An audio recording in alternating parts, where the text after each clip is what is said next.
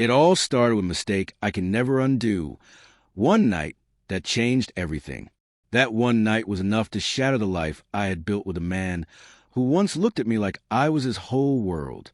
I replayed that moment in my mind countless times, wishing I could go back, stop myself, shout at myself to walk away, but I can't. What's done is done, and now all I could do is try to fix what I broke. We had been married for 5 years, nothing perfect, but it was real. We laughed together, traveled together, fought sometimes, but always came back to each other.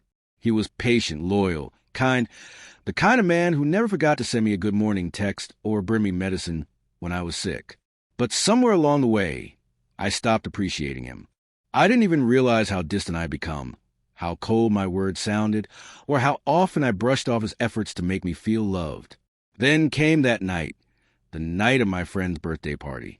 He couldn't come because of work, so I went alone. There was drinking, dancing, old friends I hadn't seen in years. One of them, Liam, was someone I had dated before I met my husband. We ended things a long time ago, but the familiarity was still there. I don't know why I let myself talk to him for so long, or why I didn't shut down the flirting when it started. Maybe it was the alcohol, maybe the ego boost, or maybe I was just running from the emotional distance I had put between myself and my husband. What happened that night wasn't a full-blown affair, but it was still a betrayal. I kissed him, just once, brief, but enough to ruin everything. The guilt hit me like a tidal wave. I pulled away, left the party, and cried the whole way home. I didn't sleep that night. The next morning, I couldn't keep it to myself any longer. I confessed everything to my husband before he even had a chance to suspect. The look on his face, I'll never forget it. It wasn't anger, it was heartbreak. It was as if I had just ripped his soul out of him. He didn't yell.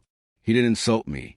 He just stood there, frozen in silence, before asking me to leave. I packed a bag and went to my sister's house, trembling the entire way there. Since that day, we haven't lived together. We talk sometimes, but it's mostly about practical matters. He's civil calm, but distant, like he's protecting himself from the one person who was supposed to be a safe place. I've tried everything: therapy, letters, voice messages, gifts, apologies. I even showed up at the coffee shop where we had our first date, hoping he'd come. He didn't, and I don't blame him. Why should he trust me again? But I'm not giving up. I still wear my wedding ring. I haven't stopped loving him. If anything, I love him more now because I finally understand the weight of what I had and what I've lost. People say time heals all wounds, but they don't talk about the work, the humility, the pain of waiting and proving you changed. I'm not asking him to forget. I just hope that someday he'll give me the chance to show him I'm not that person anymore, that I'm worth one more shot. Until then, I'll keep trying.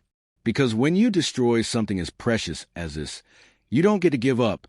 You fight, you grow, and you wait, even if it takes forever.